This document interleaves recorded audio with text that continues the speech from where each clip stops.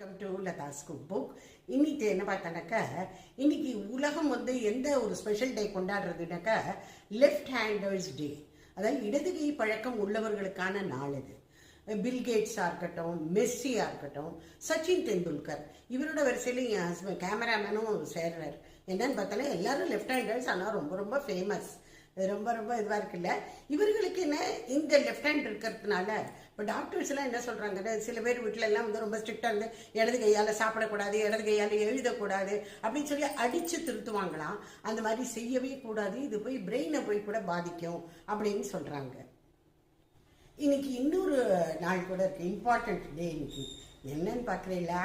இது நாள் வரைக்கும் நான் சொன்னதே இல்லை, டிஸ்க்ளோஸ் பண்ணியது இல்லை. நானும் 4 வருஷமாக அவங்க எல்லாரோடையும் பயணிச்சுட்டு இருக்கேன்.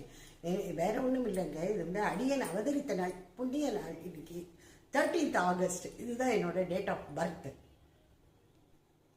என் குழந்தைகள், அதாவது சுதா, சந்தீப், அனு, இவா எல்லாருமாவே என்ன அழகான ஒரு பூங்கொத்தை எனக்கு கொடுத்துருக்கா.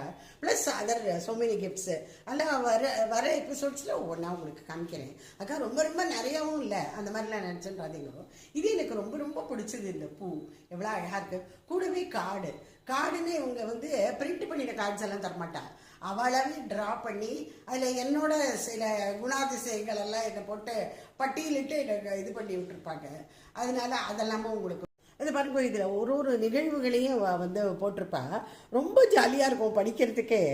இதில் பாருங்க, நான் எப்போவுமே அவளை கேட்பேன், இங்கே நாமம் மாதிரி போட்டிருக்கேன் பாருங்க. ஒரு பர்த்டேக்கு இவளை கொஞ்சம் கூட கூச்சமே இல்லாமல் நான் கேட்பேன், இன்னும் வழக்கம் போல் நாமம் தானே என் பர்த்டேக்குமே, பாவம் எல்லாம் விழுது செய்வா என் பர்த்டேக்கு, அப்படி கொஞ்சம் கூட மனசாட்சியே இல்லை அப்படிலாம் கேட்பேன்.